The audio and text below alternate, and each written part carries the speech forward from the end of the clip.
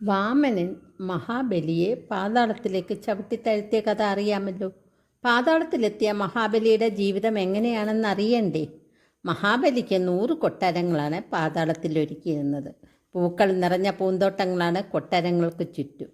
മാത്രമല്ല താമരക്കുളങ്ങളും തെളിനീരൊഴുകുന്ന നദികളും മരങ്ങൾ നിറഞ്ഞ തൊടികളും ഉണ്ടായിരുന്നു അവിടെ. മഹാവിഷ്ണുവാണ് ഇതെല്ലാം മഹാബലിക്ക് നൽകിയത്. എല്ലാം കൈമാറും മുമ്പേ വിഷ്ണു ചില കാര്യങ്ങൾ പ്രത്യേകം പറഞ്ഞുറപ്പിച്ചിരുന്നു. അല്ലയോ മഹാബലി, അങ്ങ് ദേവന്മാരെയും മഹർഷിമാരെയും ബഹുമാനിക്കണം. അങ്ങനെ ചെയ്തില്ലെങ്കിൽ ഈ സുഖസൗകര്യങ്ങളെല്ലാം അങ്ങേക്ക് നഷ്ടമാകും. ആ കാര്യം മഹാബലി സമ്മതിക്കുകയും ചെയ്യും. ബ്രാഹ്മണരില്ലാത്ത ശ്രാദ്ധം, വിശ്വാസമില്ലാത്ത പൂജകൾ, നിയമം തെറ്റിച്ചുകൊണ്ടുള്ള യാഗങ്ങൾ, വ്രതാനുഷ്ഠാനങ്ങൾ, പാലിക്കാത്ത വിദ്യാഭ്യാസം, ഇവയൊന്നും പാടില്ലെന്ന് വിഷ്ണു മഹാബലിയെ ഉപദേശിച്ചിരുന്നു. 4 യുഗങ്ങൾക്ക് ശേഷം ദേവേന്ദ്രനാക്കാം എന്നൊരു വാഗ്ദാനവും മഹാവിഷ്ണു ബലിക്ക് നൽകിയിരുന്നത്രേ.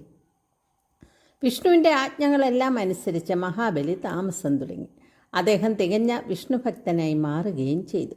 അങ്ങനെ മഹാബലി പാതാളത്തിൽ സുഖമായി താമസിക്കുന്ന കാലത്ത് അദ്ദേഹത്തെ കാണാൻ ഒരു അതിഥി എത്തി. മറ്റാരുമല്ല, ലങ്കാധിപനായ രാവണൻ.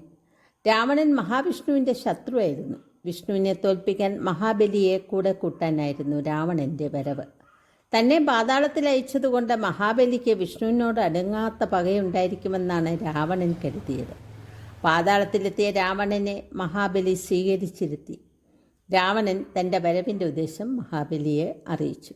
അല്ലയോ മഹാബലി, അങ്ങേ രക്ഷിക്കാനാണ് ഞാൻ വന്നത്. മഹാവിഷ്ണു എതിർത്താൻ ഞാൻ യുദ്ധം ചെയ്ത് തോൽപ്പിക്കാം. രാവണൻ്റെ അഹങ്കാരം നിറഞ്ഞ വാക്കുകൾ കേട്ട് മഹാബലി ഉള്ളിൽ ചിരിച്ചു. അല്പനേരത്തെ ആലോചനയ്ക്ക് ശേഷം മഹാബലി രാവണനോട് പറഞ്ഞു, എന്നെ രക്ഷിക്കുന്നതിന് മുമ്പേ താങ്കൾക്ക് മറ്റൊരു ജോലി ചെയ്യാനുണ്ട്. ഇവിടെ ഒരു രഹസ്യ അറയിൽ ഒരു തളികയുണ്ട്. അതൊന്ന് എടുത്തു കൊണ്ടുവരാമോ? പറഞ്ഞു തീരേണ്ട താമസം രാവണൻ തളിക എടുക്കാൻ പുറപ്പെട്ടു. വൈകാതെ അദ്ദേഹം ആ രഹസ്യ അറ കണ്ടെത്തി.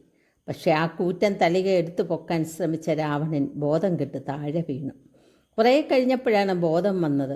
കണ്ണു തുറന്നപ്പോൾ ഒരു ചെറുപുഞ്ചിരിയോടെ അതാ മുന്നിൽ നിൽക്കുന്നു മഹാബലി. എൻ്റെ മുത്തച്ഛൻ ഹിരണ്യകശിപു കാതിലണിഞ്ഞ ആഭരണമാണ് അങ്ങ് ഉയർത്താൻ നോക്കിയത്. അത് ഒന്നനക്കാൻ പോലും താങ്കൾക്ക് കഴിഞ്ഞില്ല. പിന്നെ എങ്ങനെ ഹിരണ്യകശിപുവിനെ വധിച്ച മഹാവിഷ്ണുവിനെ തോൽപ്പിക്കാൻ കഴിയും? മഹാബലി ചോദിച്ചു. അത് കേട്ട് രാവണൻ ലജ്ജിതനായി ഒന്നും പറയാതെ ലങ്കയിലേക്ക് മടങ്ങുകയും ചെയ്തു. ഈ വീഡിയോ ഇഷ്ടപ്പെട്ടെങ്കിൽ ഷെയറും ലൈക്കും ചെയ്യുമല്ലോ.